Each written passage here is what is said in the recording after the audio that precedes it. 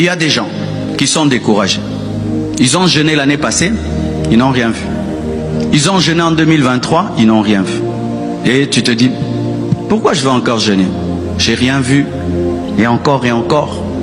La même requête, je suis fatigué. Les autres témoignent, moi je ne témoigne pas. J'aimerais vous dire que moi j'ai connu tout ça. Moi j'ai souffert dans ma vie chrétienne. Sincèrement, moi les souffrances que j'ai connues dans ma vie, je les ai connues en Christ.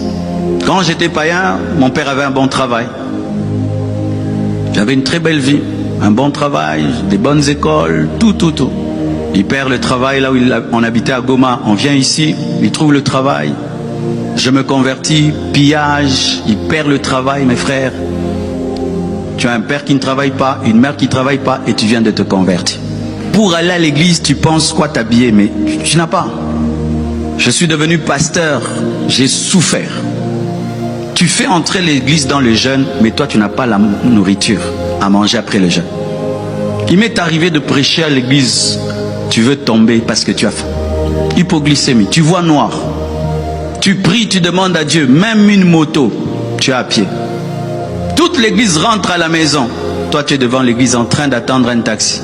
Incapable même de payer, louer un taxi. Ni de m'asseoir devant, derrière à 4 personnes. Il m'arrivait, tu finis un jeûne, tu ne sais pas le manger. Je vais emprunter du pain chez maman Mapa, la femme qui vend le pain au coin.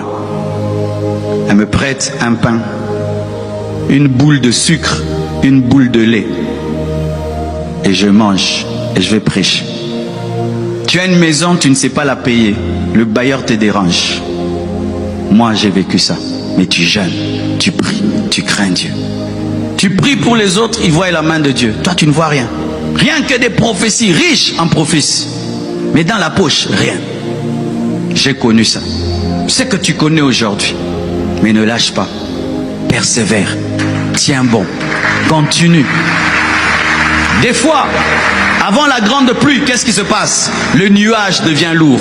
Tu es en train d'assombrir le ciel. Il accumule.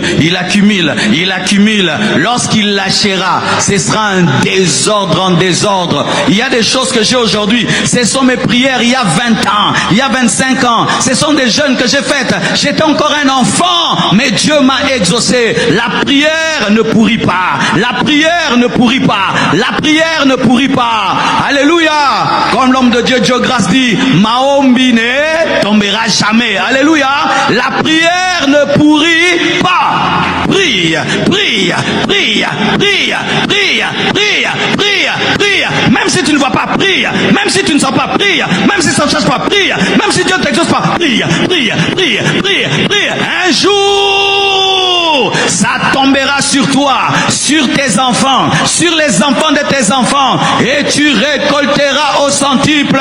J'aimerais encourager quelqu'un qui a dit je ne veux pas jeûner, je n'ai rien vu. D'ailleurs, c'est toi qui n'as rien vu, qui dois jeûner, parce que tu dois démontrer au diable que tu es un homme de foi. Tu n'as pas besoin de voir pour croire, mais tu as besoin que Dieu te parle pour croire. Frère, priez,